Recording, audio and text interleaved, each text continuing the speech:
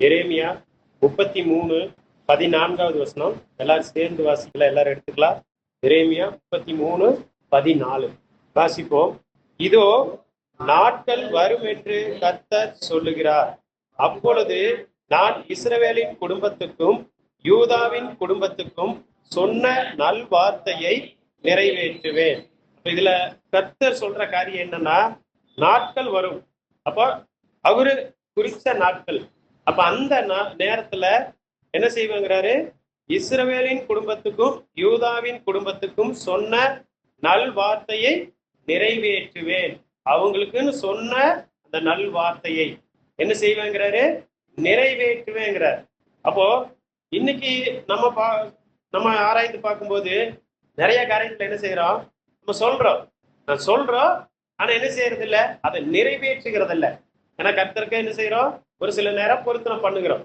ஒரு பலவீனம், ஒரு நெருக்கம், ஒரு ஆபத்து, அந்த நேரத்துல இயேசுவே நான் இந்த காரியத்துல இருந்து விடுதலை ஆக்குங்க, நீங்க இதுல விடுதலை ஆக்குனா நான் இனிமேல் இப்படி இருப்பேன், இதை செய்யாது இருப்பேன், இதை கொடுக்குறேன், இப்படி ஏதோ ஒண்ணு சொல்றோம், அதை நிறைவேற்றுகிறோமா? ஆனா இங்க கர்த்தரை குறித்து பார்க்கிறோம், அவர் நாட்கள் வரும் என்று கர்த்தர் சொல்லுகிறார். அப்பொழுது நான் இஸ்ரவேலின் குடும்பத்துக்கும் யூதாவின் குடும்பத்துக்கும் சொன்ன நல்வார்த்தையை நிறைவேற்றுவேன். அவர் சொன்னா நிச்சயம் என்ன செய்வாரு, அதை செய்வார். மத்தேயு 5வது அதிகாரம், மத்தேயு 5வது அதிகாரம் 18வது வசனம். மத்தேயு 5:18 எல்லாரும் எடுத்துக்கலாம். மத்தேயு 5:18 வாசிக்கலாம். வானமும் பூமியும் ஒளிந்து போனாலும் நியாய பிரமாணத்தில் உள்ளதெல்லாம் நிறைவேறும் அளவும் அதில் ஒரு சிறு எழுத்தாகிலும் ஒரு எழுத்தின் உறுப்பாகிலும் ஒளிந்து போகாது என்று மெய்யாகவே உங்களுக்கு சொல்லுகிறேன். ஆண்டவர் சொல்றாரு, வானமும் பூமியும் ஒளிந்து போனாலும் நியாய பிரமாணத்தில் உள்ளதெல்லாம் நிறைவேறும் அளவும். நியாய பிரமாணம் யாருடைய வார்த்தை? கர்த்தருடைய வார்த்தை, அவர் சொன்னது. அப்போ அதுல இருக்கிறது எல்லாம் என்ன செய்யும், நிறைவேறுங்கிறார். நிறைவேறும் அளவும் ஒரு சிறு எழுத்தாகிலும் எழுத்தின் உறுப்பாகிலும் ஒளிந்து போகாது. அப்ப அவர் சொன்ன என்ன செய்வார், நிச்சயம் நிறைவேற்றுவேங்கிறார். அப்போ இன்னைக்கு நம்ம ஒரு சில காரியங்களை பார்ப்போம். ஏசப்பா குறித்து தான் பார்க்க போறோம். அவருக்கு ஏசப்பா இந்த பூமியில பிறக்கிறதுக்கு முன்னாடி தீர்க்கதரிசிகள் மூலியமா ஏசப்பா குறித்து என்ன சொன்னாங்க, ஒரு சில காரியங்கள் சொல்லப்பட்டுச்சு. அது எல்லாம் ஏசப்பா இந்த பூமிக்கு வந்ததுக்கு அப்புறம் நிறைவேறுச்சு. கர்த்தர் சொன்ன வார்த்தை நிறைவேறுச்சு. அப்போ இன்னைக்கும் நம்ம ஒவ்வொருவருக்கும் ஆண்டவர் ஒரு திட்டம் வச்சிருக்கிறார். அப்ப அது நிறைவேறுதா? நமக்கு சொன்ன வார்த்தை நிறைவேறுதா? அப்ப ஏசப்பாவுக்கு நிறைவேறுச்சு. அப்ப இன்னைக்கு நமக்கு நிறைவேறுது. எதெல்லாம் நிறைவேறுச்சு, அப்ப அதுல நம்மள ஆராய்ந்து பார்க்கணும். ஏசப்பாவுக்கு சொல்லப்பட்ட தீர்க்க தரிசனமான வார்த்தைகள் அவர் வாழ்க்கையில நிறைவேறும் போது இன்னைக்கு நமக்குள்ள இருக்கிறது யாரு? இன்னைக்கு நமக்குள்ள இருக்கிறது யாருன்னு சொல்றோம். ஏசப்பா நமக்குள்ள இருக்கிறார், எனக்குள்ள இருக்கிறார். பழைய மனுஷன் அவரோடு கூட சிலுவையில அறையப்பட்டாச்சு. இப்ப புதிய மனுஷன் இயேசு கிறிஸ்துவ எனக்குள்ள பிழைத்து இருக்கிறார். அப்போ அவர் எனக்குள்ள இருக்கும்போது அப்ப எனக்கு ஆண்டவர் குறித்த காரியங்கள் ஆண்டவர் நிச்சயம் நிறைவேற்றுவார். ஆனா ஏன் நிறைவேறாம இருக்கு, இல்ல தாமதிக்குது? அதுக்கு காரணம் என்ன? அப்ப அது அந்த வசனத்தை வச்சு இன்னைக்கு நம்ம பார்க்க போறோம். முதல் காரியம் மத்தேயு 2வது அதிகாரம், மத்தேயு 2வது அதிகாரம் 15வது வசனம் எல்லாரும் எடுத்துக்கலாம். மத்தேயு 2:15 வாசிப்போம். ஏரோதின் மரண பரியந்தம் அங்கே இருந்தான். எகிப்திலிருந்து என்னுடைய குமாரனை வரவழைத்தேன் என்று தீர்க்க தரிசியின் மூலமாய் கர்த்தரால் உரைக்கப்பட்டது நிறைவேறும்படி இப்படி நடக்கும். இப்ப கர்த்தரால தீர்க்கதரிசி மூலியமா யார் உரைத்தது? கர்த்தர். தீர்க்கதரிசி சொல்லல, அந்த தீர்க்கதரிசிக்கு மூலியமா கர்த்தர் உரைத்தது நிறைவேறும்படி இப்படி நடந்தது. என்ன நடந்துச்சு? ஏசப்பா பிறக்கும் போது அவரை பார்க்கறதுக்காக சாஸ்திரிகள் வர்றாங்க. யூதருக்கு ராஜாவா பிறந்திருக்கிறவர் எங்கேன்னு. அப்ப ஏறதுக்கு உடனே பயமாயிருச்சு, ஏன்னா அவரு ராஜா. அப்ப இங்க எனக்கு நான் இருக்கிற ஸ்தானத்துல இன்னொரு ராஜாவா, யார் அது? அப்ப அந்த குழந்தைய அழிக்கணும். அதுக்காகத்தான் அவர் தந்திரமா என்ன சொல்றாரு சாஸ்திரிகள்கிட்ட, நீங்க போய் பார்த்து வணங்கிட்டு திருப்பி வரும்போது எனக்கும் சொல்லுங்க, நானும் போய் அந்த பிள்ளைய வணங்குறேங்கிறார். அவங்க சரின்ட்டு போறாங்க. ஆனா அவங்களுக்கு ஆண்டவர் எச்சரிக்கிறார். தேவதூதன் மூலியமா சாஸ்திரிகள் எச்சரிக்கப்பட்டு, நீங்க வந்த வழியா போகாதீங்க, ஏரோது இடத்துக்கு திரும்பி போகாதீங்க, நீங்க வேற வழியா போயிருங்கன்ட்டார். இவரு ஏரோது திரும்பி வந்து சொல்லுவாங்களான்னு பாக்குறாரு. அவங்க வரவே இல்லை. அப்ப 2 வருஷம் ஆயிப்போச்சு. அப்ப இவர் என்ன செய்யறாரு? அப்ப அவரு ஏமாத்தப்பட்டுட்டோன்னு தெரிஞ்சு அவர் என்ன செய்யறாரு? 2 வயசுக்கு உட்பட்ட ஆண் பிள்ளைகளை எல்லாம் கொலை செய்யும்படியா ஒரு கட்டளை கொடுக்கிறார். அப்போ அந்த கட்டளையில ஏசப்பா குழந்தையா இருக்கும்போது பாதுகாக்கப்படும். அப்ப இதெல்லாம் எதுக்கு நடக்குது அப்படின்னா, இவங்க எகிப்துக்கு எங்க போக சொல்றாரு? எகிப்துக்கு நீ போ, ஏறாவது பிள்ளைய கொலை செய்ய தேடிட்டு இருக்கிறான், நீ என்ன செய்ய, பிள்ளையும் தாயையும் கூட்டிட்டு எகிப்துக்கு போன்னு சொல்லி யோசேப்புக்கு கட்டளையிடப்படுது. அப்ப இதெல்லாம் ஏன் நடக்குது? எகிப்துக்கு போனாங்க. அப்ப 5வது வசனம் வாச்சா, ஏரோதின் மரண பரியந்தம் அங்கே இருந்தார். ஏரோது மரித்து போக வரைக்கும் எகிப்திலேயே இருக்கிறாங்க. எதுக்கு இது நடக்குது? அப்போ தீர்க்கதரிசி மூலியமா சொல்லப்பட்டது என்ன? எகிப்துல இருந்து என் குமாரனை வரவழைத்தேன். அப்போ ஏசப்பா அங்க போகணும், எகிப்துல போய் இருக்கணும், அங்கிருந்து திருப்பி இங்க வரணும். அப்ப இதுதான் தீர்க்கதரிசி மூலியமா சொல்லப்பட்டது. அப்ப இது நடக்கணும்னா இந்த காரியங்கள் நிறைவேறித்தான் ஆகணும். ஏறாவது பிள்ளை கொலை செய்ய தேடணும். அப்ப இவங்க எகிப்துக்கு போக சொல்லி தேவதூதனால யோசேப்புக்கு சொல்லப்படணும், இவங்க அங்க போய் இருக்கும். ஆனா மறுபடியும் திருப்பி இங்க வான்னு சொல்லும் போது அவங்க வர்றாங்க. அப்பயோ இதுல என்ன நடக்கு அப்படின்னா, ஆண்டவர் சொன்ன வார்த்தை நிறைவேறதுக்காக ஒவ்வொரு சம்பவங்களும் நடக்குது. அப்ப இவங்க எகிப்துக்கு போனவங்க, எங்களுக்கு இங்கதான் பாதுகாப்பு, நாங்க இங்கேயே இருந்துடுறோம், திருப்பி அங்க வரல, எருசலேமுக்கு வரலன்னு அவங்க சொல்லல, ஏறாவது மறுச்சாச்சு, நீங்க வாங்கும் போது வர்றாங்க. அப்பதான் இந்த தீர்க்க தரிசன வார்த்தை நிறைவேறும். அப்போ கர்த்தருடைய சித்தத்துக்கு அவருக்கு கீழ்ப்படிஞ்சு அப்படியே விட்டு கொடுத்தாங்க. எகிப்துக்கு போறது விருப்பம் இல்லாம கூட இருக்கலாம், இல்ல எகிப்துல இருந்து திரும்பி எருசலேமுக்கு வர்றது விருப்பம் இல்லாம இருக்கலாம். ஆனா போன்னு சொன்னே அங்க போனார். ஏன் போனாரு? அப்பதான் அவனுடைய வார்த்தை நிறைவேறும்.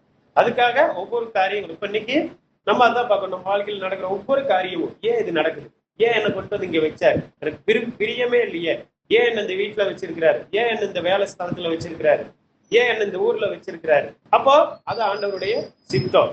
அவர் என்ன குறித்து ஏதோ ஒரு திட்டம் வச்சிருக்கிறார், அது நிறைவேறதுக்காக எனக்கு பிடிக்காத ஒரு இடத்துல கொண்டு போய் என்ன வைக்கிறார். அப்ப அதுக்கு நான் கீழ்ப்படிஞ்சாதான் ஆண்டவருடைய வார்த்தை நிறைவேறும். அப்ப இயேசுப்பாவை குறித்து தீர்க்க தரிசனம் உரைக்கப்பட்டது அந்த ஏற்ற காலத்தில் நடந்துச்சு. ஆனா நம்ம வாழ்க்கையில ஏற்ற காலத்தில் நடக்கிறது இல்லை. காரணம் என்ன? நம்ம விட்டு கொடுக்கறது இல்லை, அவருக்கு ஒப்பு கொடுக்கறது இல்லை. அப்படி இருக்கும்போது நிறைவேறும். ஆண்டவர் சொன்ன வார்த்தை நிறைவேறாம போகவே போகாது. வானமும் பூமி ஒளிந்து போனாலும் என் வார்த்தை ஒளிந்து போகாதுங்கிற. ஆனா ஏற்ற காலத்துல நடக்குதா? தாமதமாகுது, கொஞ்சம் லேட்டா நடக்குது. காரணம், நான் விட்டு கொடுக்க மாட்டேங்கிற. அப்ப ஆண்டவர் என்ன அடித்து சிச்சித்து சீர்படுத்தி அது கீழ்ப்படிய வச்சு அப்புறம் நிறைவேற்றுறாரு. ஆனா ஒப்பு கொடுத்தா ஏற்ற நேரத்திலேயே நிறைவேறும். அப்போ இதுல நம்ம கற்றுக்கொள்கிற காரியம் என்ன? ஆண்டவருடைய சித்தம் நிறைவேறுச்சு. அப்போஸ்தலர் 17வது அதிகாரம், அப்போஸ்தலர் 17 26வது வருஷம், 188வது பக்கம், புதிய ஏற்பாட்டுல 188, அப்போஸ்தலர் 17 26 எல்லாரும் எடுத்துக்கலாம். 17 26 வாசிப்போம். மனுஷ ஜாதியான சகல ஜனங்களையும் அவர் ஒரே இரத்தத்தினாலே தோன்ற பண்ணி பூமியின் மீதெங்கும் குடியிருக்க செய்து முன் தீர்மானிக்கப்பட்ட காலங்களையும் அவர்கள் குடியிருப்பின் எல்லைகளையும் குறித்திருக்கிறார். வாசிக்கிறோம், முன் தீர்மானிக்கப்பட்ட காலம். இப்ப நான் இந்த நாள்ல இந்த தேதியில இந்த நேரத்துல இங்கதான் இருக்கணும். முன் தீர்மானிக்கப்பட்ட காலம், அவர்கள் குடியிருப்பின் எல்லையையும் குறித்திருக்கிறார். அப்ப நான் எங்க இருக்கணுங்கிறதே அவர் குறித்திருக்கிறார். அப்ப இதெல்லாம் எதுக்கு அப்படின்னா, அவர் எனக்கு சொல்லப்பட்ட ஆண்டவர் என்னை கொண்டு செய்ய நினைத்த காரியம் நிறைவேறும்படியா தான் இப்படிப்பட்ட ஒவ்வொரு சூழ்நிலைகளும் காலங்களும் நடக்குது. ஏன்? அது முன் தீர்மானிக்கப்பட்டது. ஏன் நான் இன்னைக்கு ஏன் இங்க இருக்கிறேன், இந்த நாள் ஏன் இன்னைக்கு இங்க வந்து நான் இருக்க வேண்டிய ஒரு சூழ்நிலை, இப்படி எல்லாம் நம்ம யோசிக்கிறோம். அப்ப அதெல்லாம் முன் தீர்மானிக்கப்பட்டாச்சு. ஏன்? அவருடைய வார்த்தை என் வாழ்க்கையில நிறைவேறும்படியா. அதுலயா அப்போஸ்தலர் 16 முந்தின பக்கம் 25 வாசி. அப்போஸ்தலர் 16வது அதிகாரம் 25 16 25. அப்போஸ்தலர் 16 25 வாசிப்போம். நடுராத்திரியிலே பவுலும் சீலாவும் ஜெபம் பண்ணி தேவனை துதித்து பாடினார்கள். காவலில் வைக்கப்பட்டவர்கள் அதை கேட்டு கொண்டிருந்தார்கள். அங்க கேட்டுட்டு இருக்கிறாங்க. அப்ப சிறைச்சாலையின் அஸ்திபாரங்கள் அசையும்படியா பூமி மிகவும் அதிர்ந்து கதவுகள் எல்லாம் திறவுண்டது. அப்போ சிறைச்சாலைக்காரன் நித்திரை தெளிந்து கதவுகள் திறந்திருக்கிறதை கண்டு கட்டுண்டவர்கள் ஓடி போனார்கள் என்று எண்ணி பட்டயத்தை உருவி தன்னை கொலை செய்து கொள்ள போனான். அப்ப பவுல் சொல்றாரு, நீ உனக்கு கெடுதி ஒன்றும் செய்யாத, நாங்கள் எல்லோரும் இங்கேதான் இருக்கிறோம் என்றார். அப்பொழுது அவன் தீபங்களை கொண்டு வர சொல்லி உள்ளே ஓடி நடுநடுங்கி பவுலுக்கு சீலாவுக்கு முன்பாக விழுந்து அவர்களை வெளியே அழைத்து வந்து, ஆண்டவமாரே, ரட்சிக்கப்படுவதற்கு நான் என்ன செய்ய வேண்டும் என்றான். பவுலும் சீலாவும் சிறைச்சாலையில இருக்க வேண்டியது ஆண்டவர் முன்குறித்தது, தீர்மானிக்கப்பட்டது. இந்த நாள்ல அங்க இருக்கணும். அப்போ அது எப்படி? அடிக்கப்பட்டு காயத்தோடு வேதனையோடு விலங்க பூட்டப்பட்டு ஜெயில இருக்கிறாங்க. அந்த நேரத்துல எப்படி இருக்கும்? களைப்பா இருக்கும், தூங்கத்தான் சொல்லு, ரெஸ்ட் எடுக்க சொல்லு. ஆனா அவங்க என்ன செய்யறாங்க? தேவனை துதித்து சத்தமா பாடுறாங்க. அப்ப அங்க கர்த்தருடைய வல்லமை அங்க ஒரு காரியத்தை நடப்பிக்குது. அப்ப அதுல என்ன நடக்குது? சிறைச்சாலைக்காரன் ரட்சிக்கப்படுவதற்கு என்ன செய்யணும்னு சொல்லி பவுலத்துல ஓடுகிறார். அப்போ இந்த காரியம் எதுக்கு நடக்குது? அவங்க அந்த அன்னைக்கு சிறைச்சாலையில் இருக்கணும், தேவனை துதித்து பாடுறது, அதனால ஆண்டவர் செய்த ஒரு காரியம். அப்ப அங்க என்ன நடக்குது? ஒரு ஆத்துமா ரட்சிக்கப்படுது. அப்ப ஏன் என்ன ஒரு இப்படிப்பட்ட ஒரு உபத்திரவமான ஒரு அடிமைத்தனத்துல ஒரு நெருக்கப்படுகிற ஒரு ஆபத்தான இக்கட்டான சூழ்நிலையில கொண்டு போய் என்ன வைக்கிறாருன்னா, அது ஆண்டவர் தீர்மானிச்சது. அதனால என்ன நடக்குது? ஒரு ஆத்மா ரட்சிக்கப்படுது. அப்ப இது இன்னைக்கு நம்ம வாழ்க்கையில ஆராய்ந்து பாக்குறோமா? அந்த நடக்கும்போது ஒப்பு கொடுக்கிறோமா, இல்ல அதுக்கு எதிர்த்து முறுமுறுத்து அதுக்கு கீழ்ப்படியாம போறோமா? கீழ்ப்படிஞ்சு அப்படின்னா அங்க ஆண்டவர் எதுக்கு இதை அனுமதிக்கிறாரு, இந்த காரியத்தை செய்யறாருன்னா அதுக்கு பின்னாடி ஒரு காரியம், ஒரு நன்மை இருக்குது. காரியத்தின் துவக்கத்தை பார்க்கிலும் முடிவு நல்லது. அப்ப என்ன இப்படி கொண்டு போய் ஒரு இடத்துல வைக்கிறார், ஒரு சிறைச்சாலை, ஒரு ஜெயில இருக்கிற போற ஒரு சூழ்நிலை. ஏன்? அன்பு ஏதோ ஆண்டவர் என்னை கொண்டு செய்ய விரும்புறாரு, நான் ஒப்பு கொடுக்கணும். இப்ப பவுலும் சீலாவும், இப்ப பவுலுடைய வாழ்க்கையில பின்னாடி நிறைய துணியோ ஆபத்து, தனியோ கஷ்டம், உபத்திரவம், பஞ்சு, இந்த பசி, பஞ்சம், பட்டினி, இதெல்லாம் எதுக்கு நடந்துச்சு? அதுக்கு பின்னாடி ஒரு ஆசீர்வாதம், அதுக்கு பின்னாடி புறஜாதியார் ஆண்டவர் அறியறதுக்கு ஒரு சூழ்நிலை. அப்ப இன்னைக்கு என்ன குறித்து ஆண்டவர் தீர்மானிக்கப்பட்டது என் வாழ்க்கையில நிறைவேற ஒப்பு கொடுக்கிறோமா? ஆராய்ந்துப்போம். இரண்டாவது காரியம், மத்தேயு 4வது அதிகாரம், மத்தேயு 4வது அதிகாரம் 15-16. மத்தேயு 4வது அதிகாரம் 15-16 2 வசனம் வாசிப்போம். மத்தேயு 4:15-16 வாசிப்போம். இருளில் இருக்கும் ஜனங்கள் பெரிய வெளிச்சத்தை கண்டார்கள். மரண இருளின் திசைகளில் இருக்கிறவர்களுக்கு வெளிச்சம் உதித்தது என்று ஏசாயா தீர்க்கதரிசியினால் உரைக்கப்பட்டது நிறைவேறும்படி இப்படி நடந்தது. இங்கே பாக்குறோம், ஏசாயா தீர்க்கதரிசியினால் உரைக்கப்பட்டது நிறைவேறும்படி இப்படி நடந்தது. அவர் முன்னாடியே சொல்லிட்டார் இது நடக்கும். அப்ப ஏசப்பாவுடைய வாழ்க்கையில அது நடந்துச்சு. என்ன நடந்துச்சு? இருளில் இருக்கும் ஜனங்கள் பெரிய வெளிச்சத்தை கண்டார்கள். ஏன் முன்னாடி பாக்குறோம்? அவர் நாசரேத்தை விட்டு செபுலோன், நப்தலி என்னும் நாடுகளின் எல்லைகளில் இருக்கும் கடற்கரைக்கு அருகான கப்பர்நகூமில் வந்து வாசம் பண்ணினார். கடற்கரை அருகிலும் யோர்தானுக்கு அப்புறத்திலும் உள்ள செபுலோன் நாடும் நப்தலி நாடும் ஆகிய புறஜாதியருடைய கலிலேயாவிலே. அப்ப அங்கெல்லாம் அந்த நாடுகளுக்கு வெளியே புறஜாதியார் இருக்கிற நாட்டுக்கு வர்றாரு, ஏசப்பா வர்றாரு. அவர் வந்த உடனே அங்க என்ன நடக்குது? இருளில் இருக்கும் ஜனங்கள் பெரிய வெளிச்சத்தை கண்டார்கள். இருள்னா என்ன? பாவம். அப்ப பாவத்துல இருக்கிறாங்க. இப்படி எல்லாரும் தப்பு செய்யறாங்க. எல்லாரும் பாவத்துல இருக்கும்போது என்னாச்சு? பாவம் தெரியல. எல்லாரும் அப்படி இருக்கிறாங்க, நானும் அப்படி. எல்லாரும் குடிக்கிறாங்க, நானும் குடிக்கிறேன். எல்லாரும் பொய் சொல்றாங்க, நானும் பொய் சொல்றேன். எல்லாரும் ஏமாத்துறாங்க, நானும் ஏமாத்துறேன். அப்போ இதுக்கு அப்பாற்பட்டு ஒருத்தர் அங்க வரும்போது, இதெல்லாம் அங்க பாவத்தில் இருக்கிறாங்க. இயேசுப்பா பரிசுத்தமானவர். அவர் அங்க வரும்போது அந்த இருள்ல இருக்கிறாங்க, பாவத்தில் இருக்கிற ஜனங்கள் எதை பாக்குறாங்க? வெளிச்சத்தை, ஒரு பரிசுத்தத்தை பாக்குறாங்க. இப்போ ஒரு ஒயிட் சட்டை நல்லா வெள்ளையா இல்லாம கொஞ்சம் டல்லா இருக்கு, அந்த மாதிரி நான் போட்டுட்டு வரேன். இப்ப சரவணன் பிரதர் நல்லா பளிச்சுன்னு ஒரு சட்டையை போட்டுட்டு வரேன். நான் மற்றவங்களை பார்க்காத வரைக்கும் என் சட்டை வெள்ளை சட்டைன்னு தான் சொல்லிட்டு இருப்போம். அதை விட பளிச்சுன்னு நல்லா வெண்மையா சரவணன் பிரதர் போட்டுட்டு வரும்போது அதை பார்க்கும்போது தான் என்ன தெரியும் எனக்கு? ஓ, நம்மளது அழுக்கா இருக்கு, கொஞ்சம் கலர் இல்லை, வெள்ளையா இல்லை. அப்ப என்ன? பாவத்துல இருக்கிறவங்க, இருள்ல இருக்கிறவங்க ஒரு வெளிச்சம், அந்த அவங்க என்னெல்லாம் பாவத்துல இருக்கிறாங்களோ அதை செய்யாத ஒருத்தர் அங்க வரும்போது, அதுக்கு அப்பாற்பட்டு ஒரு பரிசுத்தமா ஒருத்தர் வரும்போது, வாழும்போது தான், அதை பார்க்கும்போதுதான் அவங்க என்ன செய்யறாங்க? தங்களுடைய பாவத்தை உணர முடியும். அப்ப நான் பாவம் அப்படிங்கிறது இப்போ அதுதான் தெரியும். அப்போ இயேசுப்பா போன இடத்துல என்ன நடந்துச்சு? அவர் வந்த இடத்துல எல்லாம் ஜனங்கள் வெளிச்சத்தை பார்த்தாங்க, இருள் தங்களுடைய பாவத்தை உணர்ந்தாங்க. அப்ப இன்னைக்கும் நம்ம குறித்து, அப்ப நம்மள ஆண்டவர் எதுக்கு தெரிந்து கொண்டாரு? நம்ம ரசிக்கப்பட்டா நான் பரிசுத்தமாயிட்டேன் அதோடு நிக்கிறதல்ல, நம்மளை கொண்டு ஆண்டவர் ஏதோ ஒரு காரியம் செய்வார், நம்மளை கொண்டு மற்றவங்களையும் ரசிப்பார். எப்படி? சாட்சி உள்ள வாழ்க்கை. அதான் இன்னைக்கு பந்தின வேலை கூட வாசிச்சு, நம்ம உலகத்துக்கு வெளிச்சமா இருக்கிறீங்கிறார். நீங்கள் உலகத்துக்கு வெளிச்சமா இருக்கிறீங்க. அப்ப வெளிச்சத்தின் பிள்ளைகள் நான். அப்ப இயேசுப்பா போன இடத்துல ஜனங்க வெளிச்சத்தை பார்த்தாங்க, பரிசுத்தத்தை பார்த்தாங்க. அப்ப நான் இருக்கிற இடத்துல, நான் போற இடத்துல அந்த பரிசுத்தம் அதுதான் என் வாழ்க்கையில அவர் வெளிப்படுகிற காரியம். ஏசப்பா என் வாழ்க்கையில எனக்குள்ள இருக்கிறத மற்றவங்க பார்க்கணும். நீ ஏன் அதை செய்யறதில்ல? நான் ஏசப்பா பிள்ளை அதை செய்யணும். அப்ப இதுதான் அங்க ஏசப்பாட்ட அவங்க பார்த்தாங்க. அவர் போன இடத்துல எல்லாம் அது அந்த இருள் இருக்கிற ஜனங்க பெரிய வெளிச்சத்தை கண்டாங்க. மரண இருளின் திசைகளில் இருக்கிறவர்களுக்கு வெளிச்சம் உதித்தது. மரணம், நரகத்துக்கு ஏதுவான பாவம். அப்ப அவங்களுக்கு என்ன கிடைச்சிச்சு? வெளிச்சத்தை பார்த்தாங்க. வெளிச்சம் அவங்களுக்குள்ள உதிச்சுது அப்படின்னா அப்ப அதுல இருந்து விடுதலை. அப்ப இன்னைக்கு நம்ம அப்படி பிசாசின் பிடியில் இருக்கிறவங்க விடுதலை ஆகும்படியா ஏசப்பா இருந்தார். அவர் போன இடத்துல எல்லாம் விடுதலை ஆனாங்க. இன்னொரு இடத்துல கூட வாசிப்போம். மத்தேயு 8வது அதிகாரம், மத்தேயு 8வது அதிகாரம் 16-17. மத்தேயு 8வது அதிகாரம் 16-17 வாசிப்போம். அஸ்தமனமான போது பிசாசு பிடித்திருந்த அநேகரை அவரிடத்தில் கொண்டு வந்தார்கள்.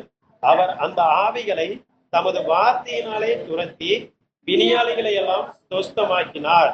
அவர் தாமே நம்முடைய பலவீனங்களை ஏற்றுக்கொண்டு நம்முடைய நோய்களை சுமந்தார் என்று ஏசாயா தீர்க்கதரிசியினால் உரைக்கப்பட்டது நிறைவேறும்படி இப்படி நடந்தது. அப்ப இதுவும் தீர்க்கதரிசியினால் உரைக்கப்பட்டபடி நடந்துச்சு. எப்படி? அவர் தாமே நம்முடைய பலவீனங்களை ஏற்றுக்கொண்டு நம்முடைய நோய்களை சுமந்தார் என்று ஏசாயா தீர்க்கதரிசி உரைத்தார். அது இங்க இயேசுப்பா வாழ்க்கையில் நிறைவேற்று. என்ன நடந்துச்சு? அஸ்தமனமான போது பிசாசு பிடித்திருந்த அநேகரை அவரிடத்தில் கொண்டு வந்தார்கள். அவர் அந்த ஆவிகளை தமது வார்த்தையினாலே துரத்தி பிணியாளிகளை எல்லாம் சொஸ்தமாக்கினார். பிசாசுக்கு அடிமையா இருந்த எல்லாரையும் வார்த்தையினால அந்த பிசாசுல இருந்து விடுதலை ஆக்கினார். பிசாசு இயேசுப்பாவுக்கு சோதனை வந்துச்சு. பிசாசு சோதிக்கும் போது இயேசுப்பா என்ன செஞ்சாரு? வார்த்தையை தான் சொன்னார்.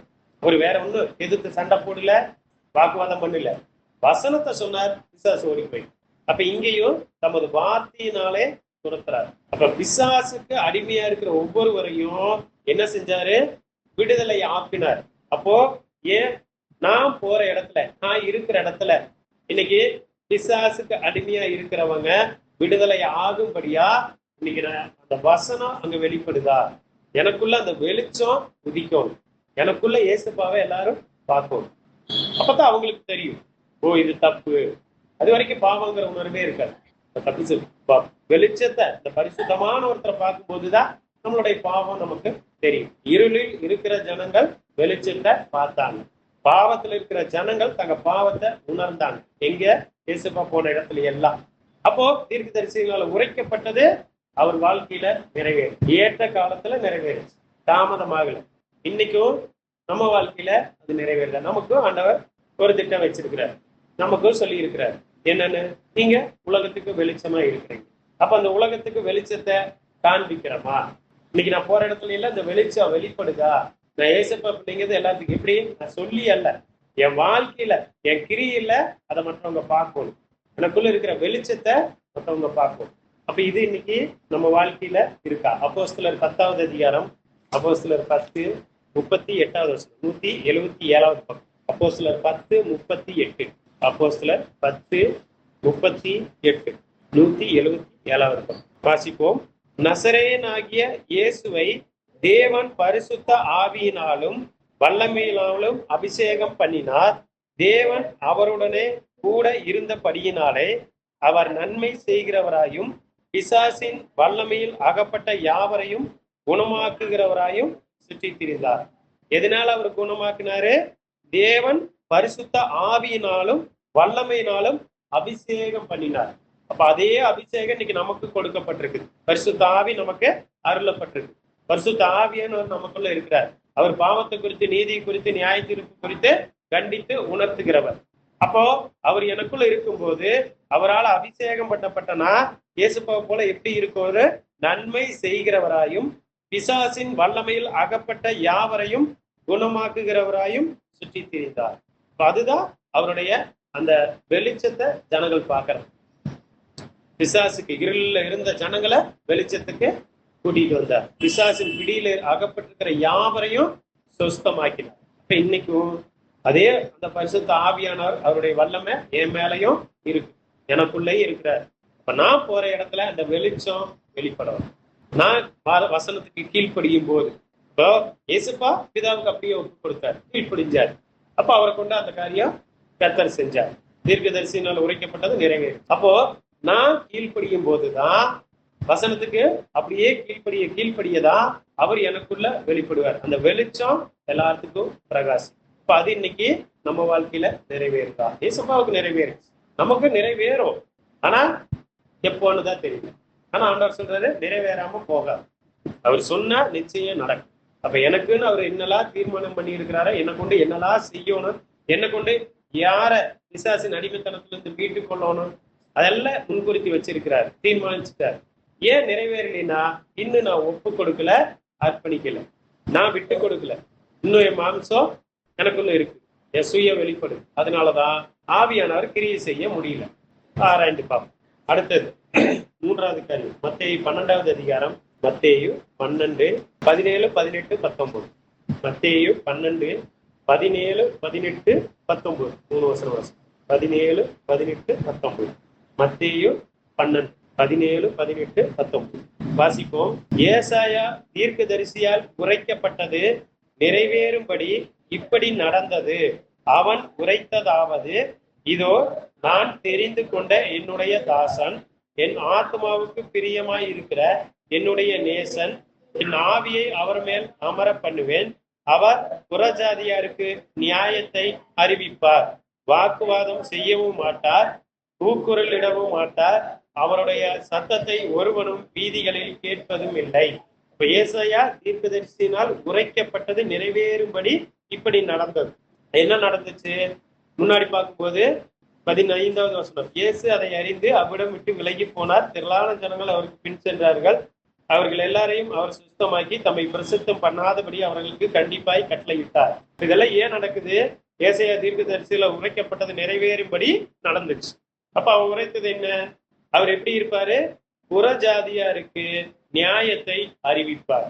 18வது வசனம் கடைசி, புறஜாதியாருக்கு நியாயத்தை அறிவிப்பார். அப்போ எந்த நியாயத்தை அவர் அறிவிப்பார் அப்படின்னா, தன்னுடைய நியாயத்தை இல்ல, கர்த்தருடைய நியாயத்தை என்ன செய்வாரு? புறஜாதியாருக்கு அறிவிப்பார். இப்போ ஒரு காரியம், ஒரு நியாயம், அதாவது இதுக்கு என்ன செய்யறதுன்னு கேட்கறாங்க, ஒரு ஆலோசனை. அந்த இடத்துல நான் நியாயம் சொல்லணும். அப்போ எப்படி நியாயம் சொல்றோம்? வசனத்தை கொண்டு நான் என்ன செய்யணும்? வசனத்தை வச்சு அந்த காரியத்தை நியாயத்தை சொல்லணும், அவங்களுக்கு ஆலோசனை சொல்லணும். வசனம் இல்லாம ஒண்ணு சொல்றேன்னா அங்க நம்மளுடைய சுய ஞானம் தான் வெளிப்படுது, சுய அறிவு, நான் தலையறிவு, நான் பாக்குறத வச்சு, நான் கேட்கறத வச்சு அவங்களுக்கு நியாயம் சொல்றேன். ஏசப்பாவின் இடத்துலயும் வந்து கேட்டாங்க. என்ன கேட்டாங்க? விபச்சாரத்துல கண்டுபிடிக்கப்பட்ட இந்த ஸ்திரீ கல் எறிஞ்சு கொல்லணும், நீ என்ன செய்யறது, நீங்க சொல்லுங்க அப்படின்னு கேட்கறாங்க. அப்ப ஏசப்பா அந்த இடத்துல என்ன சொன்னாரு? ஏசப்பா அந்த இடத்துல ஜனங்களுக்கு இன்னும் உத்தரவு சொன்னார். உங்களில் பாவம் இல்லாதவன் முதலாவது கல்லறிய கடவன். அதுதான் அந்த இடத்துல நியாயம். ஆனா ஏன் பார்வையை வச்சு பார்க்கும்போது, சுயமா பார்க்கும்போது அது தப்புதான். ஆமா, கல்லறிஞ்சுதான் கொள்ளணும். அப்ப அவங்களோட சேர்ந்து நம்மளும் குற்றப்படுத்ததான் செய்யும். அது உலகம், எல்லாத்துக்குள்ளும் தப்பு இருக்குது. அப்ப எல்லாரும் ஏன் கல்லறியாம திரும்பி போனாங்க? மனசாட்சியில கடிந்து கொள்ளப்பட்டு. அப்ப எல்லாத்துக்குள்ளும் பாவம் இருக்குது. ஆனா அந்த ஸ்திரீயை மட்டும் குற்றவாளின்னு தீர்க்கிறாங்க. அப்ப இது உலகம், எல்லாத்துக்குள்ளும் தப்பு இருக்கும், பாவம் இருக்கும். ஆனாலும் மற்றவங்களை ஈஸியா மற்றவங்க பாவத்துக்கு தண்டனை கொடுக்கத்தான் விரும்புவாங்க. ஆனா ஏசப்பா அந்த இடத்துல என்ன நியாயம் சொன்னாரு? ஒரு ஆத்மா நஷ்டப்பட்டு போக விடல, எல்லாத்துக்குள்ள இருக்கிற பாவத்தை உணர வச்சார். அந்த ஸ்திரீயும் மனம் திரும்பறதுக்கு ஒரு வாய்ப்பு கொடுத்தார். அப்ப இன்னைக்கு என்னுடைய நியாயம் எப்படி இருக்கு? வசனத்தின் அடிப்படையில் இருக்கா, இல்ல என் பார்வை, என் சுயத்தின் அடிப்படையில் இருக்கா? ஏசாயா 11வது அதிகாரம், ஏசாயா 11, 2வது வருஷம், 817வது 817வது பக்கம் பழைய ஏற்பாட்டுல ஏசாயா 11:2 வாசிப்போம். ஏசாயா 11:2, ஞானத்தையும் உணர்வையும் அருளும் ஆவியும், ஆலோசனையையும் பலனையும் அருளும் ஆவியும், அறிவையும் கர்த்தருக்கு பயப்படுகிற பயத்தையும் அருளும் ஆவியும் ஆகிய கர்த்தருடைய ஆவியானவர் அவர் மேல் தங்கி இருப்பார். அப்ப இன்னைக்கு என் மேலையும் இந்த ஆவி, பரிசுத்த ஆவியானவர் தங்கி இருக்கிறார். அப்போ அவர் எப்படிப்பட்டவர்? ஞானத்தையும் உணர்வையும் அருளுகிறவர், ஆலோசனையும் பலனையும் அருளுகிறவர். அடுத்தது அறிவையும் கர்த்தருக்கு பயப்படுகிற பயத்தையும் கொடுக்கிறவர். அப்ப அவருக்கு நான் ஒப்பு கொடுத்தாதான் அவருடைய ஆலோசனையை கேட்டா தான் அதுல நான் என்ன செய்யணுங்கிறத நியாயம் கர்த்தருடைய பார்வையில எது சரி, அந்த இடத்துல எப்படி நான் நியாயம் சொல்லணும். அவர் இங்க இருந்தா, அவர் அந்த இடத்துல இருந்தாரு, அந்த ஸ்திரியை குற்றப்படுத்தாம மனம் திரும்ப ஒரு வாய்ப்பு கொடுத்தாரு, ஜனங்களையும் உணர வச்சார். அப்போ இன்னைக்கு என்னிடத்துல ஒரு நியாயத்தை கேட்கிறாங்க, அந்த இடத்துல அவர் இருந்தா என்ன சொல்லுவார்? அப்ப அது அவரை கேட்டு சொன்னா அவர் எப்படி சொல்லுவாரோ அது வெளிப்படும். அவரை கேட்காம ஏன் இஷ்டப்படி ஏன் அறிவு ஏன் ஞானத்தை கொண்டு சொன்னா அது தவறா போயிடும். அவர் புறஜாதியாருக்கு நியாயத்தை அறிவிச்சார். இன்னைக்கு நான் புறஜாதியாருக்கு நியாயம் சொல்லும் போது அது வசனத்தின் அடிப்படையில் இருக்கா, ஏன் அனுபவத்துல இருக்கா, என்னுடைய அறிவை வச்சு. இன்னொரு வசனம் கூட வாசிப்போம். சங்கீதம் 37 சங்கீதம் 37 30வது வசனம், 692. சங்கீதம் 37:30 692 வாசிப்போம். நீதிமானுடைய வாய் ஞானத்தை உரைத்து அவனுடைய நாவு நியாயத்தை பேசும். யாரு? நீதிமானுடைய வாய் ஞானத்தை உரைத்து அவனுடைய நாவு நியாயத்தை பேசும். எந்த நியாயத்தை? கர்த்தருடைய நியாயத்தை. யார் நீதிமான்? கர்த்தருக்கு கீழ்ப்படிந்து நடக்கிறவங்க தான் நீதிமான். வசனத்துக்கு கீழ்ப்படிந்து நடக்கிறவங்க தான் நீதிமான். அப்ப அப்படிப்பட்ட ஒரு நீதிமான் என்ன செய்வாங்க? நியாயத்தை பேசுவாங்க. எந்த நியாயம்? கர்த்தருடைய நியாயம். கொலோசியர் 4வது அதிகாரம், கொலோசியர் 4 ஏற்பாட்டுல 278வது பக்கம், கொலோசியர் 4வது அதிகாரம் 6வது வசனம். கொலோசியர் 4:6 வாசிப்போம். அவனவனுக்கு இன்னின்னபடி உத்தரவு சொல்ல வேண்டும் என்று நீங்கள் அறியும்படிக்கு உங்கள் வசனம் எப்பொழுதும் கிருபை பொருந்தினதாயும் உப்பால் சாரமேறினதாயும் இருப்பதாக. கொலோசியர் 4:6. அப்ப இதுல சொல்றாரு, இன்னென்னபடி உத்தரவு சொல்ல வேண்டும் என்று நீங்கள் அறியும்படிக்கு. நான் எப்படியெல்லாம் உத்தரவு சொல்லணும்னா, உங்கள் வசனம் எப்பொழுதும் கிருபை பொருந்தினதாயும் உப்பால் சாரமேறினதாயும் இருப்பதாக. அது அவர் கொடுத்த வசனமா இருந்தா கேட்கிறவங்களுக்கு அது உப்பால் சாரமேறின வார்த்தையா இருக்கு. இப்ப நானா பேசும்போது, நானா ஒரு வசனம் சொல்லும் போது அதுல ஒண்ணும் இல்லாம போகும். அப்போ அதுதான் அன்னைக்கு சீசன் சொன்னாரு, நீங்க அதிகாரிகள் முன்பாக கொண்டு போய் நிறுத்தப்படும் போது என்ன பேசுவோம், என்ன உத்தரவு சொல்லுவோம்னு கவலைப்படாதீங்க. உங்களுக்குள்ள இருக்கிற ஆவியானவர் அந்த நேரத்துல என்ன பேசணுமோ அதை நிச்சயம் உங்க வாயில அருள் செய்வார். அதுதான் யார் இடத்துல என்ன பேசுவோங்கிறத நான் அதை குறித்து கவலைப்படவே கூடாது. ஆவியானவருக்கு ஒப்பு கொடுத்தா, இல்லைன்னா இப்ப நான் சுயமா யோசிச்சுதான் போய் பேசுவோம். அப்ப நியாயத்தை அறிவிச்சார் அவர். ஏசாயா தீர்க்கதரிசியால் உரைக்கப்பட்டபடி அது நிறைவேறிச்சு. இன்னைக்கும் ஆண்டவர் நான் மற்ற புறஜாதியருக்கு நியாயத்தை சொல்லுகிறவனா, என்ன நியாயம்? அவருடைய நியாயத்தை வசனத்தின் அடிப்படையில சொல்லுகிறவனா இருக்கும். அது இன்னைக்கு என் வாழ்க்கையில நிறைவேறுதா? ஆண்டவர் தெரிந்து கொண்டது அதுக்கு தான், ஆனா நிறைவேறுதா? அடுத்தது 3 காரியம் இப்ப பார்த்தோம். இயேசுப்பா வாழ்க்கையில நிறைவேறின முதல் காரியம், எகிப்திலிருந்து என் குமாரனை அழைத்தேன். அப்ப எகிப்துல போய் யோசேப்பு இருக்க சொல்றாரு, திருப்பி அங்கிருந்து ஏறுவது மறிச்சதுக்கு அப்புறம் வர சொல்றாரு. அப்ப இது எதுக்கு? கர்த்தருடைய தீர்க்கதரிசியில உரைக்கப்பட்டது நிறைவேறணும். அப்ப அதுக்கு அந்தந்த காலத்துல அந்த ஒவ்வொரு காரியம் நடக்குது. இப்ப அங்க ஏறுவதனால ஆபத்து இல்லை அப்படின்னா எகிப்துக்கு போயிருக்கவே மாட்டாங்க. எகிப்துக்கு போகலைன்னா அப்ப எகிப்திலிருந்து என் குமாரனை அழைத்தேங்கிற அந்த வசனம் நிறைவேறாம போயிருக்கு. அப்போ என் வாழ்க்கையில ஆண்டவர் தீர்மானிச்ச ஒரு காரியம் நிறைவேறதுக்காகத்தான் என்ன செய்யறாரு? ஒரு சூழ்நிலையில கொண்டு போய் வைக்கிறாரு. 2வது பார்த்தோம், அவர் போன இடத்துல எல்லாம் அந்த வெளிச்சத்தை ஜனங்கள் கண்டாரு. அப்ப இன்னைக்கு நான் போற இடத்துல எல்லாம் இருள் இருக்கிற ஜனங்கள் இந்த வெளிச்சத்தை பாக்குறாங்களா? வெளிச்சமாகி இயேசுவை பாக்குறாங்களா? பிசாசின் பிடியில் இருக்கிற யாவரும் சுஸ்தமாகறாங்களா? அந்த பாவத்திலிருந்து விடுதலை ஆகிறாங்களா? அடுத்த 3வது பார்த்தோம், அவர் புறஜாதியாருக்கு நியாயத்தை அறிவிப்பார். அப்ப இன்னைக்கு என் வாழ்க்கையில அது நிறைவேறுதா? 4வது காரியம், மத்தேயு 12வது அதிகாரம், மத்தேயு 12:19 19:20. மத்தேயு 12:19-20 நம்ம வாசித்த வசனம் தான். அதுல ஒரு காரியத்தை பார்ப்போம். மத்தேயு 12:19-20 வாசிப்போம். வாக்குவாதம் செய்யவும் மாட்டார், கூக்குரலிடவும் மாட்டார், அவருடைய சத்தத்தை ஒருவனும் வீதிகளில் கேட்பதும் இல்லை. அவர் நியாயத்திற்கு ஜெயம் கிடைக்க பண்ணும் வரைக்கும் நெறிந்த நாணலை முறிக்காமலும் மங்கி எரிகிற திரியை அணைக்காமலும் இருப்பார். இவர் என்ன செய்யல? நியாயத்திற்கு ஜெயம் கிடைக்க பண்ணுகிற வரைக்கும். அப்போ நியாயம் கிடைக்கிறதுக்காகத்தான் என்ன செய்யறது? வாக்குவாதம் பண்ணுகிறோம், கூக்குரல் எடுக்கிறார். கூக்குரல் என்ன? சத்தத்தை உயர்த்தி நியாயப்படுத்துறது. சத்தமா பேசினா அந்த இடத்துல நான் செஞ்சது நியாயமாயிடும். அது தப்பாவா இருக்கட்டும், சரியாவா இருக்கட்டும். அப்போ அதுதான் என்னது? கூக்குரல். வாக்குவாதம் செய்யறது என்னதுக்கு? அந்த இடத்துல வாக்குவாதம் அதுக்கு தான் நடக்கும். நான் செஞ்சது சரின்னு நியாயப்படுத்த பார்க்கணும். அது இல்ல பொய்யா குற்றம் சாட்டப்படலாம். நான் செய்யல, அப்ப அதை சொல்லும் போது அந்த இடத்துல என்ன செய்யறது? வாக்குவாதம் பண்ணுங்க. இல்ல இல்லை. ஆனா இயேசுப்ப என்ன செஞ்சாரு? அவர் மேல பொய்யா குற்றச்சாட்டு வச்சாங்க. ஆனா என்ன செய்யல அவரு? வாக்குவாதம் செய்யல. நீ என்ன சொல்றான்னு கேட்கறாங்க. அவர் பிரதேசத்துல ஒண்ணுமே சொல்லு. உன் மேல இவ்வளவு குற்றங்களை சாட்டுகிறாங்க, இதுக்கு நீ மாறுத்தரமா என்ன சொல்றேன்னு பிளாத்து கேட்கிறாரு. ஆனா அவரும் எதுவுமே சொல்லல. நியாயம் தான். ஏன்னா அவரு செய்யவே இல்லை. அவர் நினைச்சிருந்தா சொல்லலாம், நியாயப்படுத்தி இருக்கலாம் அந்த இடத்துல. ஆனா அவர் வாக்குவாதம் பண்ணல, கூக்குரலும் இடல. சத்தத்தை உயர்த்தி பேசும்போது அந்த இடத்துல என்ன ஆயிருது? தப்பு சரின்னு ஆயிருது. அடுத்தது பாக்குறோம், அவருடைய சத்தத்தை வீதிகள்ல ஒருத்தர் கேட்கு. அப்ப அதுதான் நியாயத்துக்காக அங்க போராடும் போதுதான் என்ன செய்யறது? வாக்குவாதம் வருது, சத்த கூக்குரல் வருது. அப்ப அது வெளியில கேட்கும். அப்ப இன்னைக்கு நான் அது இயேசுப்பா அது எதுவுமே செய்யல. அப்ப தீர்க்கதரிசினால உரைக்கப்பட்டது அவர் வாழ்க்கையில நிறைவேறிச்சு. நியாயத்திற்கு ஜெயம் கிடைக்கிற வரைக்கும் அவர் என்ன செய்யல? நெறிந்த நாணலை முறிக்காமலும் மங்கி எறிகிற திரியை அணைக்காமலும் இருப்பார். அப்ப இன்னைக்கு இது என் வாழ்க்கையில இருக்கா? இல்ல இன்னைக்கு போராடுறவன் நான் வாக்குவாதம் பண்ணி கூக்குரல் விட்டு அந்த கூக்குரல் சத்த வீதியில கேட்கிற அளவுக்கு இன்னைக்கு என் வாழ்க்கை இருக்கா? அப்ப இயேசுப்பா என்னை எதுக்கு தெரிஞ்சாரு? அப்படித்தான் இருந்தோம். வாக்குவாதம் பண்ணணும், கூக்குரல் விட்டா சத்த வீதியில கேட்டுச்சு. இன்னைக்கு இயேசுப்பா பிள்ளையா மாத்துனது எதுக்கு? அவர் என்ன தெரிந்து கொண்டது எதுக்கு? முன் குறித்துட்டார். எனக்குன்னு ஒரு திட்டத்தை வச்சிருக்கிறார். என்ன? இனிமேல் இவங்க வாக்குவாதம் பண்ண மாட்டாங்க, கூக்குரல் இட மாட்டாங்க, அவங்க சத்த வீதியில கேட்காது. அப்ப அது இன்னைக்கு நிறைவேறிச்சா? இல்லையா? ஏன் இல்ல? ஒப்பு கொடுக்கல, தாமதம் ஆயிடுச்சு. ஆனா ஒரு நாள் நிறைவேறு. நிச்சயமா ஆண்டவர் நிறைவே. அவர் சொன்ன வார்த்தை அவர் நமக்குன்னு தீர்மானிக்கப்பட்டது நடக்கும். அப்ப இன்னைக்கு நம்ம நிறைவேறதுக்கு விட்டு கொடுக்கிறோம். ஒப்பு கொடுத்தா நிறைவேறும். ஏசப்பா வாழ்க்கையில எல்லாமே அது காலத்துல நேர்த்தியா நடந்துச்சு. அவரை குறித்து தீர்க்க தரிசியில உரைக்கப்பட்டது அந்தந்த நேரத்துக்கு கரெக்டா நடந்துச்சு. ஆனா நம்ம வாழ்க்கையில சரியான நேரத்தில் நடக்க மாட்டேங்குது, தாமதமாகுது.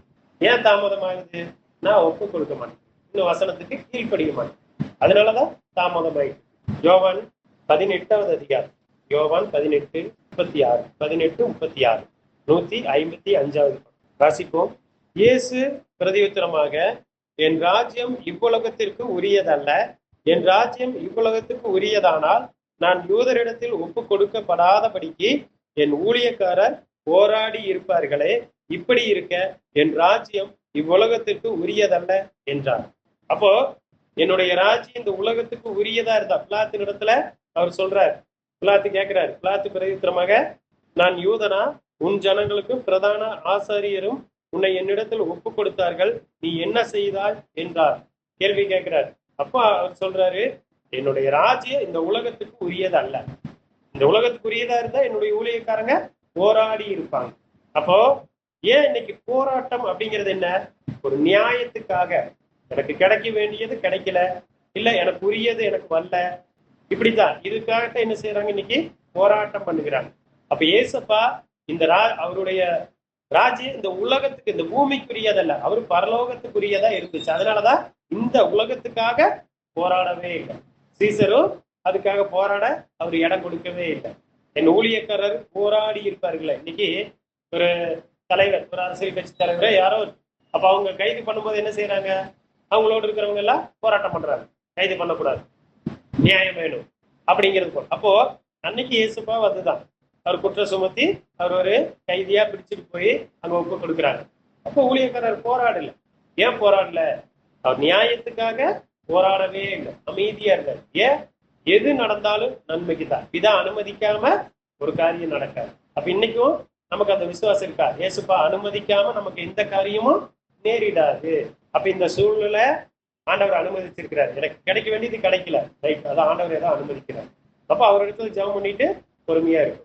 போய் வாக்குவாதம் பண்ணக்கூடாது, கூக்குரல் இடக்கூடாது, என் சத்த வீதியில கேட்கிற மாதிரி நடந்துக்க கூடாது. அப்ப இது இயேசுப்பா குறித்து தீர்க்கதரிசியால உரைக்கப்பட்டது நிறைவேறும்படியா நடந்துச்சு. 2 தீமோத்தேயு 2வது அதிகாரம், 2 தீமோத்தேயு 2வது அதிகாரம் 24வது வசனம், 24 வாசிப்போம். கர்த்தருடைய ஊழியக்காரன் சண்டை பண்ணுகிறவனாய் இராமல் எல்லாரிடத்திலும் சாந்தம் உள்ளவனும் போதக சமர்த்தனும் தீமையை சகிக்கிறவனுமாய் இருக்க வேண்டும். அப்ப இதுதான் சொல்றாரு. கர்த்தருடைய ஊழியக்காரன்னா அவர் எப்படி இருந்தாரோ அவரை போல நான் இருக்கணும். சண்டை பண்ணக்கூடாது, எல்லாரிடத்திலும் சாந்தம் உள்ளவனும் போதக சமர்த்தனும் தீமையை சகிக்கிறோம். தீமையை சகிக்கலைங்கும் போதுதான் அங்க வாக்குவாதம், கூக்குரல் இதெல்லாம் வரும். போராடுகிறோம்.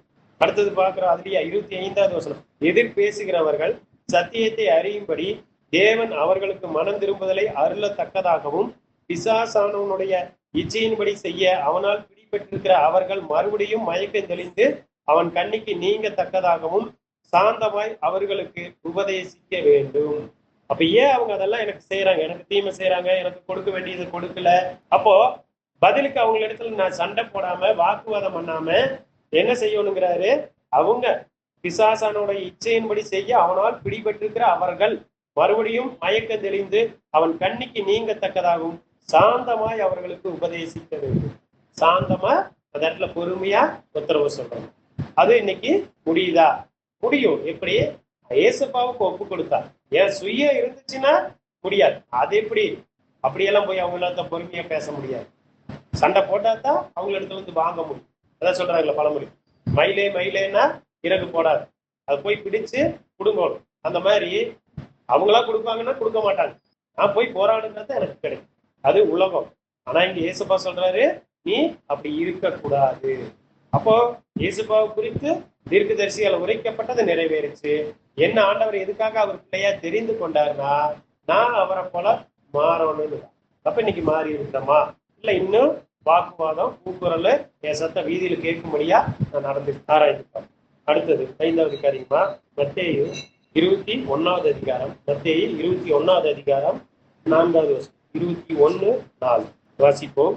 இதோ உன் ராஜா சாந்த குணம் உள்ளவராய் கழுதையின் மேலும் கழுதை குட்டியாகிய மரியின் மேலும் ஏறிக்கொண்டு உன்னிடத்தில் வருகிறார் என்று சீயோன் குமாரத்திற்கு சொல்லுங்கள் என்று தீர்க்க தரிசியினால் உரைக்கப்பட்டது நிறைவேறும்படி இதெல்லாம் நடக்கும். அப்போ என்ன செய்யறாரு ஆண்டவர்? எருசலேமுக்கு சபையுமாய் போகும்போது ஒளிவு மலைக்கு அருகான பெத்பகே வந்தபோது இயேசுவானவர் சீசரில் 2 பேரை நோக்கி, உங்களுக்கு எதிரே இருக்கிற கிராமத்துக்கு போங்கள். போனவுடனே அங்க ஒரு கழுதையும் அதனோடு ஒரு குட்டியும் கட்டியிருக்க காண்பீர்கள். அவைகளை அவிழ்த்து என்னிடத்தில் கொண்டு வாருங்கள். ஒருவன் உங்களுக்கு ஏதாகிலும் சொன்னால் இவைகள் ஆண்டவருக்கு வேண்டும் என்று சொல்லுங்கள், உடனே அவைகளை அனுப்பி விடுவான் என்று சொல்லி அவர்களை அனுப்பினார். எதுக்கு இது நடந்துச்சுங்கிறாரு? தீர்க்கதரிசியால் உரைக்கப்பட்டது நிறைவேறும்படி இதெல்லாம் நடந்தது. இப்ப தீர்க்கதரிசி உரைத்தது என்ன? உன் ராஜா சாந்த குணம் உள்ளவராய் கழுதையின் மேலும் கழுதை குட்டியாகிய மரியின் மேலும் ஏறிக்கொண்டு உன்னிடத்தில் வருகிறார். அப்ப அவர் எப்படி வருகிறார் அப்படின்னா, சாந்தம் உள்ளவரா வருகிறார். சகரியா 9வது அதிகாரம். சகரியா பழைய ஏற்பாட்டுல சகரியா 9வது அதிகாரம் 9வது வருஷம் 1098. பழைய ஏற்பாட்டுல 1098. சகரியா 9வது அதிகாரம் 9வது வருஷம் வாசிப்போம். 1098. சகரியா 9:9. சீயோன் குமாரத்தியே மிகவும் களிக்கூறு, எருசலேம் குமாரத்தியே கெம்பீரி. இதோ உன் ராஜா உன்னிடத்தில் வருகிறார். அவர் நீதியுள்ளவரும் ரட்சிக்கிறவரும் தாழ்மையுள்ளவரும் கழுதையின் மேலும் கழுதை குட்டியாகிய மரியின் மேலும் ஏறி வருகிறவருமாய் இருக்கிறார். அப்ப அவர் எப்படிப்பட்டவர்? அவருடைய குணங்கள் என்ன? நீதியுள்ளவர், ரட்சிக்கிறவர், தாழ்மையுள்ளவர், கழுதையின் மேலே. அப்ப கழுதையின் மேல எப்படி? சாந்த குணம் உள்ளவராய் ஏறி வருகிறார்னு அதுல வந்துச்சு. அப்போ அவரை குறித்து சொல்லப்பட்டது நிறைவேறுச்சு. அவர் அப்படி இருந்தார், சாந்தமா வந்தார். கர்த்தர் சொல்றார் மத்தேயு 11:29, நான் சாந்தமும் மனத்தாழ்மையுமாய் இருக்கிறேன், என்னிடத்தில் கற்றுக்கொள்ளுங்க, என் நுகத்தை உங்கள் மேல ஏற்றுக்கொள்ளுங்க. இப்ப அவர் இருந்தாரு, அவரை குறித்து தீர்க்கதரிசி சொன்னது நிறைவேறுச்சு. இன்னைக்கு ஏன் வாழ்க்கையில அது நிறைவேறுதா? இன்னைக்கு நான் சாந்தம் உள்ளவனா இருக்கிறேன். ஏன்னா இதுல பாக்குறோம், அவர் நீதியுள்ளவர், ரட்சிக்கிறவர், தாழ்மை உள்ளவர். அப்ப நான் ரட்சிக்க முடியுமா? ரட்சிப்பு கர்த்தரால தானே, கர்த்தராலதான் ரட்சிப்பு. ஆனா நான் சாந்தமா இருக்கும்போது, அமைதியா சாந்தமா தாழ்மையா இருக்கும்போது, நான் நீதி செய்யும் போது அங்க என்ன செய்யும்? அவங்க கர்த்தரை அறிந்து ரட்சிப்புக்கு எதுவா நடக்கக்கூடிய ஒரு சூழ்நிலை. நான் ரட்சிக்க முடியாது. ஆனா நான் பொறுமையா இருக்கும்போது, அவங்க தப்பு செய்யறாங்க, விரோதமா நடந்துக்கிறாங்க, கீழ்ப்படியதில்லை, ஏதோ ஒண்ணு நடக்குது. ஆனா நான் அங்க எப்படி இருக்கணும்? நீதி உள்ளவர், ரட்சிக்கிறவர், தாழ்மை உள்ளவர், பேசுவார், சாந்தம் உள்ளவர். அவரை போல நான் இங்க இருந்து அந்த வசனத்தை சொல்லும் போது அது என்ன செய்யும்? அவங்கள ரட்சி. அது இல்லாம மனுஷனுடைய கோபம் தேவனுடைய நீதிய நடப்பிக்க மாட்டார். அப்ப நான் கோபப்படும் போது நான் கோபத்தினால கீழ்ப்படிய பண்ண வைக்கலன்னா முடியாது. இயேசுபாவை போல நான் சாந்தம் உள்ளவனா, தாழ்மை உள்ளவனா, வசனத்தை சொல்லும் போது அந்த வசனம் அவங்களுக்குள்ள கிரியேசி. வசனம் தான் ஒருத்தரை மாற்றும்.